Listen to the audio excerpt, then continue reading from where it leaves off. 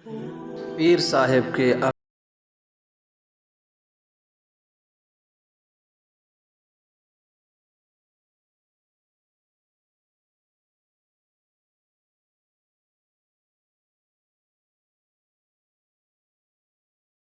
عمر بن عبدالعزیز رحمۃ اللہ علیہ کے زمانے عراق کا گورنر تھا، گورنر عبدالحمید عراق کا گورنر تھا۔ حضرت عمر بن عبدالعزیز رحمۃ اللہ علیہ کے پاس انہوں نے ایک سال اس طرح ہوا کہ بجٹ کی ایک بھاری رقم جو ہے عراق سے اس نے بھیجی دمشق، اس وقت شام میں دارالحکومت تھا حضرت عمر بن عبدالعزیز رحمۃ اللہ علیہ کے زمانے خلافت میں۔ دمشق میں اس نے بڑی رقم بھیجی بجٹ کی حضرت عمر بن عبدالعزیز رحمۃ اللہ علیہ کے پاس۔ تو حضرت عمر بن عبدالعزیز رحمۃ اللہ علیہ غصے ہوئے اور ان کو طلب کیا، بھئی یہ کیا ہے؟ تمہیں پتہ نہیں ہے کہ جہاں کے لوگوں سے بجٹ لیا جائے، پیسے لیے جائیں، عشر زکوٰۃ لیا جائے، وہیں کے لوگوں پر ان کو خرچ کیا جاتا ہے، تم نے ہمارے پاس کیوں بھیجا؟ تو آگے سے گورنر عبدالحمید نے جواب دیا کہ حضرت وہاں کوئی غریب ہے ہی نہیں، وہاں کوئی مستحق ہے ہی نہیں، وہاں کوئی لینے والا ہی نہیں، کہا ان کے وظیفے مقرر کرو۔ اور میں حضرت ہم نے سب وظیفے مقرر کر رکھے ہیں۔ وظیفے مقرر کرنے کے بعد ہر بچے کو وظیفہ دیتے ہیں، ہر جوان العمر کو وظیفہ دیتے ہیں، ہر بوڑھے کو وظیفہ دیتے ہیں، ہر بیوہ کو وظیفہ دیتے ہیں، اور وہ وظیفے پورے سال کے ماہانہ کی ترتیب میں ہم نے بیت المال میں رکھ دیے ہیں۔ یہ اضافی بجٹ ہے۔ اب یہ عجیب لگے گا، یہ اضافی بجٹ ہے۔ تو حضرت عمر بن عبدالعزیز رحمۃ اللہ علیہ نے فرمایا تم اس طرح کرو کہ جو لوگ مقروض ہیں نا، مقروض، اس بجٹ کے یہ جو پیسہ بچا ہے ان سے لوگوں کے قرضے اتارو، اس سے لوگوں کے قرضے اتارو۔ تو گورنر عبدالحمید نے فرمایا کہ امیر المومنین ہم نے سب لوگوں کے قرضے اتار دیے، قرضے اترنے کے بعد یہ بچا ہے۔ قرضے بھی اتر گئے؟ کہاں اتر گئے؟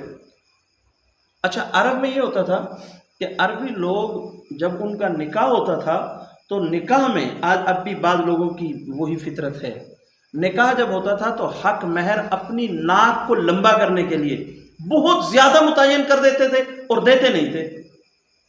یہ زمانے جاہلیت سے ان میں چلی، پھر بعد میں بھی جو دور کا علاقہ تھا ان کے اندر بڑے دور تک وہ چلتی رہی۔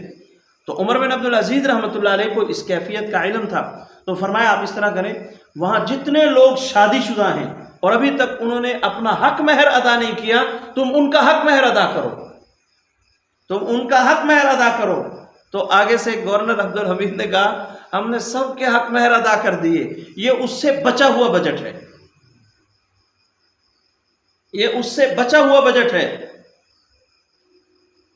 عمر بن عبدالعزیز رحمۃ اللہ نے فرمایا اچھا پھر آپ اس طرح کریں کہ آپ کے عراق کے اندر جو جن گھروں میں جوان بچیاں ہیں اور ان کے جہیز کا مسئلہ ہے، ان کے جہیز کی ذمہ داری لے لیں۔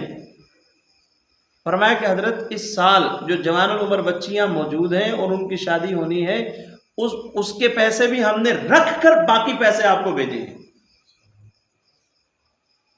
ہمارے بزرگ ہیں امام اہل سنت حضرت مولانا سرفراز کا صفدر رحمۃ اللہ علیہ کے صاحبزادے، عظیم مذہبی اسکالر حضرت مولانا زاہد الراشدی صاحب دامت برکاتہ العالیہ، وہ فرماتے ہیں کہ میں نے یہ بات کراچی میں بیان کی، میں نے یہ واقعہ سنایا تو ایک بندہ کھڑا ہو گیا اور کہنے لگا کہ حضرت یہ بجٹ ہے یا سیلاب کا پانی جو ختم ہونے کا نام ہی نہیں لے رہا؟ تو ہمیں فرماتے ہیں کہ میں نے انہیں کہا ایک بات رہ گئی ہے، مجھے وہ پوری کرنے دو، اس کے بعد بتاتا ہوں کہ یہ بجٹ ختم کیوں نہیں ہو رہا۔ یقیناً آپ کے ذہن میں بھی یہی بات آئی ہوگی، بھئی اتنا بجٹ ختم ہونا نہ ہی نہیں لینا پیا۔ بچیوں کی شادی کے بعد انہوں نے کہا آپ اس طرح کریں، جو علاقے کے اندر زمینیں بنجر پڑی ہیں، جو آباد نہیں ہیں، کسانوں کو وہ زمینیں دو اور کسانوں کو کہو کہ اس پر محنت کریں، اس زمین کو آباد کریں اور ان کو قرضہ دو، یہ بجٹ خود لے جاؤ، ہم نہیں رکھنے والے۔ اب اتنا پیسہ کیوں بچا؟ اتنا پیسہ کیوں بچا؟ اب اس کا ریزن سمجھو۔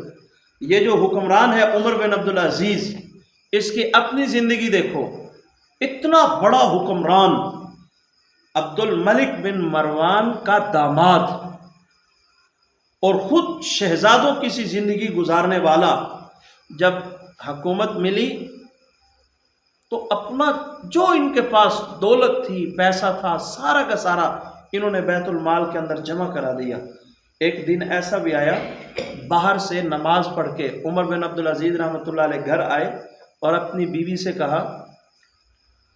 کہا فاطمہ مجھے کیا تمہارے پاس کوئی پیسے ہیں تھوڑے سے؟ انہوں نے کہا میرے پاس پیسے کہاں سے آئے؟ بیوی جو ہے وہ خاوند کی جیب سے کچھ نقدی نکال لیتی ہے، تمہاری جیب میں ہوں گے تو میرے پاس آئیں گے۔ اچھا خیر ہے، ویسے آپ کو پیسے کیوں چاہیے؟ تو فرمانے کا کچھ نہیں، چھوڑو۔ اب بیوی نے جب اصرار کیا تو فرمانے لگے کہ میں باہر سے آ رہا تھا، ایک ریڑھی والا جو پھل فروٹ بیچ رہا تھا، اس کی ریڑھی پر میں نے انگور دیکھے تو میرا دل کیا کہ میں انگور خرید کے تھوڑے سے کھا لوں۔ اتنے پیسے نہیں تھے کہ وقت کا یہ حکمران انگور خرید سکے۔